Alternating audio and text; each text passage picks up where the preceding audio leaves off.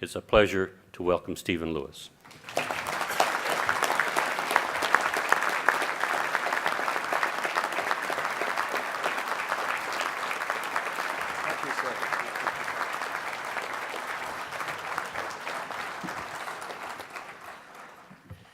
It's a pleasure to share a platform with Leo and all of his celebrated colleagues.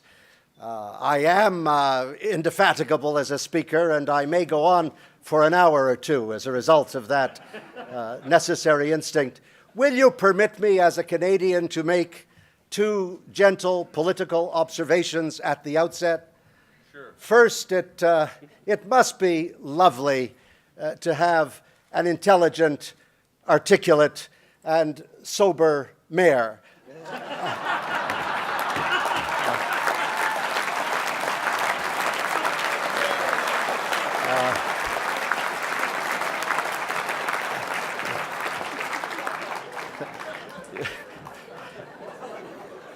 You can guess the city from which I hail. And I want to say something else. If the citizens of Ohio don't elect Nina Turner as the Secretary of State, then the entire state should go into therapy.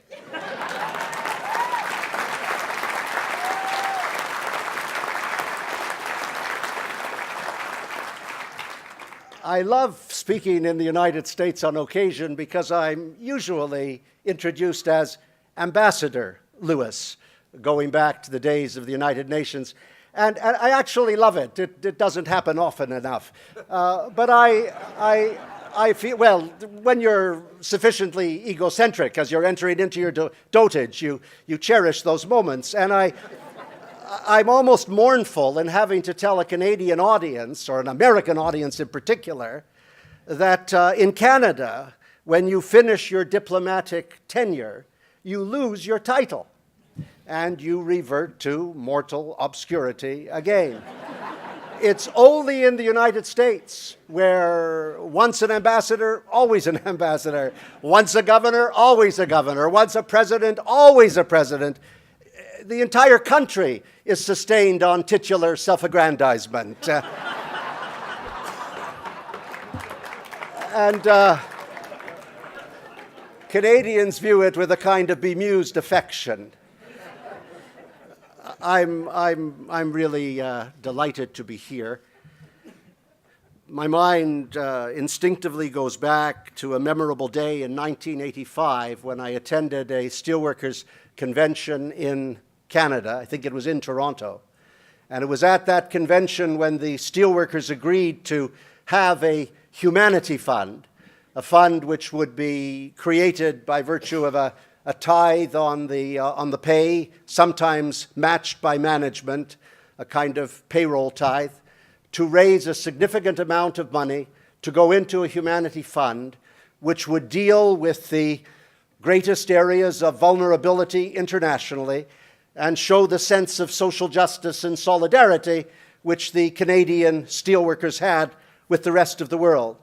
It emerged almost organically from the terrible Ethiopian famine of 1984-85, when more than 1 million people died, and energized the trade union movement led by the steelworkers as never before. And I'll never forget that moment, because it meant for virtually all of the unions in Canada thereafter to undertake the same kind of initiative, a recognition of the poverty and disease and vulnerability which afflicts our brothers and sisters struggling in other parts of the world. And the Humanity Fund has a board of directors which is chaired by my good friend Ken Newman, who's the director of the Canadian Steelworkers, with steelworker representatives, and makes careful apportionment of the monies to those whom they think can implement programs on the ground which will be of benefit to improving the human condition. And it leads me to the International Executive Board that met here in Pittsburgh yesterday, when they were kind enough to provide some resources for an organization I work for as a co-director, which was incorporated in the United States, called AIDS-Free World, which is an organization that deals exclusively with advocacy and in a fashion, I think, which is uncompromising and principled, will take on virtually any issue and confront it with a kind of indelible integrity, if that is possible. And we work primarily on HIV and AIDS in Africa. I often have to say to audiences that the pandemic of AIDS is nowhere near over. People have been lulled into a sense of security by virtue of having antiretroviral treatment drugs which keep people alive. But it's worth noting that there are 35 million people living with the virus. Only 10 million of them are in treatment. There is a monumental mountain yet to climb. I think of our wonderful friend and colleague from the mine workers in South Africa, a country which was convulsed in denialism against the pandemic for many years until a new president came to power. But even now, they only have 2 million of over 6 million infections in the country dealt with. And this is always a desperate battle. It's a desperate battle because even on that one continent in sub-Saharan Africa, there are some 17 million orphan children, most of them being raised by their grandmothers who have buried their adult children and then looked after their orphan grandchildren. And the tremendous struggle to provide food, clothing, shelter, school fees, support for the grandmothers is absolutely overwhelming, and it necessarily tries to engage the compassion and decency and understanding of the developed world. And we focus very strongly, as I know will be winning the approval of the Women in Steel and others, on women, because the virus, the pandemic of AIDS, has focused so demonically on women. Over 60% of the infections, and there are over 25 million people infected in sub-Saharan Africa, over 60% of the infections are women, because of the absence of gender equality, because of the absence of being able to say no to sex, to unprotected sex when a partner or a husband demands it. And in that age category, 15 to 24, where more than half the new infections occur, fully 75% are young women and girls. If ever there was the manifestation of gender inequality, it is found in the pandemic of HIV and AIDS, and that leads us inevitably, as we deal with it, to issues of sexual violence, which are so excessive in so many parts of the world. It scars the soul. It's beyond the capacity of the mind to comprehend. It's not only in war-torn countries. I remind you of Steubenville.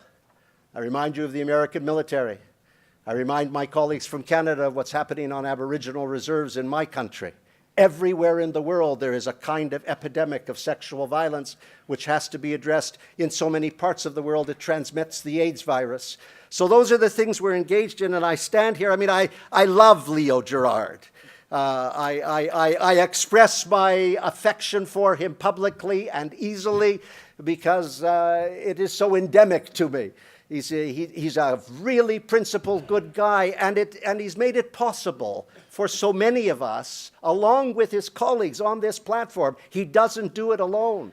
Along with his colleagues on this platform, he's made it possible for so many of us to try to do things internationally that reflect the spirit of the Union and its commitment to social justice. It's quite wonderful.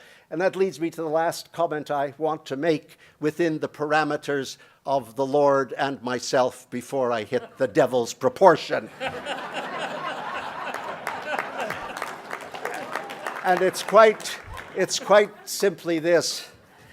You can't imagine how good I feel about the solidarity. The trade union movement and the New Democratic Party in Canada are integrally related. We work together in a fashion which is inseparable. The DNA of a democratic socialist ideology is in the trade union movement in Canada, and the pulse of the trade union movement in Canada is in the New Democratic Party. And they are joined in a way which will never be broken. And for the New Democratic Party, for those of us who have occasionally been in political life and then gone on to do other things, the struggle for trade unionists, for workers, for men and women who labor in the vineyards of social change, it goes on forever. You've got a tremendous battle on your hands. I don't doubt that Ed Schultz will speak to it far more knowledgeably than can I. A tremendous battle on your hands to preserve collective bargaining and trade union organizing. You've got so many pre-Paleolithic Neanderthals and Philistines nipping at your back. As a matter of fact, if you will forgive me, you've got more ambulatory political lunatics in this country per capita than any country in the world. And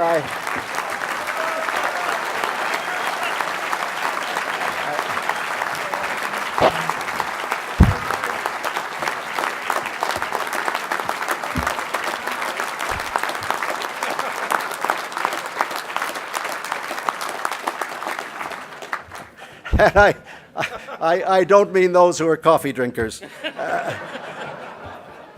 So the struggle for collective bargaining proceeds apace.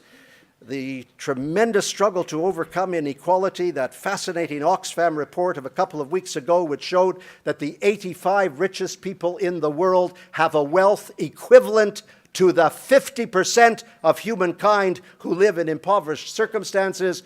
We're trying to begin to deal adequately with climate change, which will have enormous impacts on the workplace down the road.